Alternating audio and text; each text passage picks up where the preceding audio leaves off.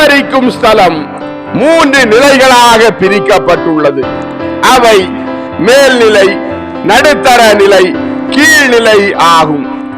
ஒவ்வொரு நிலையிலும் பரிகாரத்திற்கு வெவ்வேறு இடங்கள் உண்டு. மேல்நிலையும் நடுத்தர நிலையும் அன்பின் சுத்திகரிப்பிற்கான இடங்களாகும்.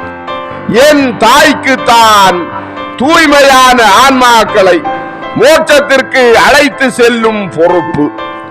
என் தாயும் என் தூதர்களும் முதல் சுத்திகரிப்பு இடங்களை சந்திக்கிறார்கள். மிக்கேல் அதிதூதர் மட்டுமே 2வது சுத்திகரிக்கும் இடத்தை சந்திக்கிறார். அவர் ஆன்மாக்களின் பாதுகாவலர்.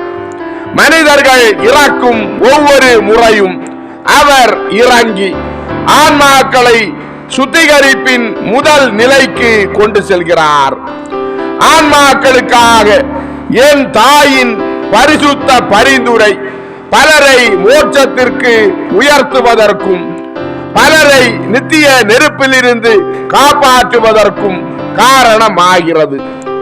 இந்த உலகில் கடவுளிடமிருந்து வெகு தொலைவில் பாவத்தில் வாழ்ந்த ஆன்மாக்கள் 3ஆம் சுத்திகரிப்பு இடத்திற்கு செல்கின்றனர். இவர்கள் நரகம் செல்லாமல் இருந்ததற்கான காரணம் யாராவது அவர்களுக்காக ஜெபித்தார்கள், அல்லது இறப்பதற்கு சற்று முன் மன்னிப்பு கேட்கும் நிலையில் இருந்தார்கள், அல்லது மாதாவுக்கு அர்ப்பணிப்புடன் இருந்தார்கள், அல்லது ஜெபமாலையின் சக்தியை நம்பினார்கள். இப்படிப்பட்டவர்கள் இழக்கப்பட மாட்டார்கள். 3ஆம் இடத்தில் இருக்கும் இந்த ஆன்மாக்களுக்கு நீங்கள் செலுத்தும் புனித திருப்பலிகளும் நீங்கள் செய்யும் இரக்க செயல்களும் மட்டுமே அவர்களை வலுப்படுத்த உதவும். இவர்கள் மோட்சம் செல்வதற்கு வல்லமையான ஜெபங்கள் தேவை.